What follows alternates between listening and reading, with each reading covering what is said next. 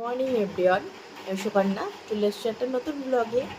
তো আজকে হচ্ছে সোমবার। এখন আমি রয়েছি বাপের বাড়ি, কালকে রাত্রেবেলা এসে।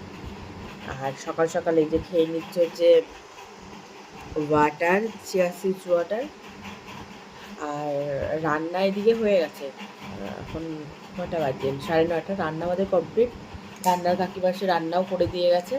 চলো দেখাচ্ছি কি রান্না করেছে। ভাত করেছে, উচ্ছে ভাজা, ডাঁটা তরকারি করেছে, কুমড়ো ডাঁটা ও সর্ষে পোস্ত দিয়ে করেছে, ডাল করেছে, আর দুধ আছে এখানে জাল দেওয়া। সকালে রুটিও আছে, রুটি আমি খেয়ে নেবো দুধ দিয়ে। এখন হচ্ছে বাজারে যাব মাছ আনতে। বাজারে যাবো এখন মাছ আনতে। রেডি হয়ে গেছি, আমি আমার বাহন নিয়ে চলে যাব। বৃষ্টিটা কমেছে একটু। দুটো কোথায়? দাঁড়াও, এই যে আমার বাহন নিয়ে বেরিয়ে পড়বো এখন। চলো যাই।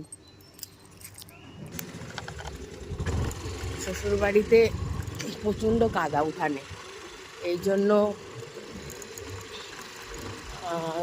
বাহনটাকে রেখে গেছিলাম মার বাড়িতে।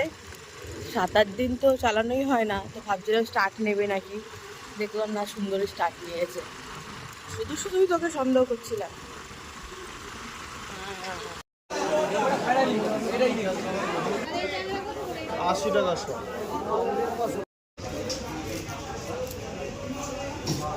মাছ, ফুলই মাছ খাওয়া খুব ভালো। আর এই তেলাপিয়া মাছ, আর এই যে চিংড়ি মাছ।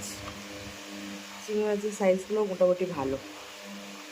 যাই রান্না করি, তারপর তোমাদের সঙ্গে কথা বলছি। চিংড়ি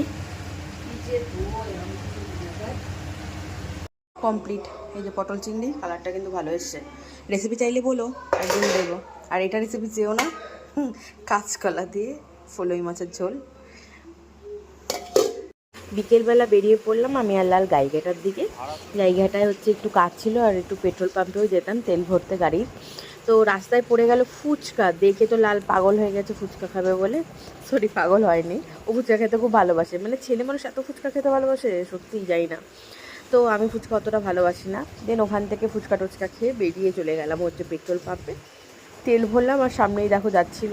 অনেক দিন পরে দেখলাম যে এভাবে চাষ করে বাড়ির দিকে নিয়ে যাচ্ছে। গ্রামে থাকি কিন্তু অনেক দৃশ্যই এখন আমরা দেখতে পাই না। তো চলো আজকের ব্লগটা এইটুকুই। ভালো লাগলে লাইক কমেন্ট করো।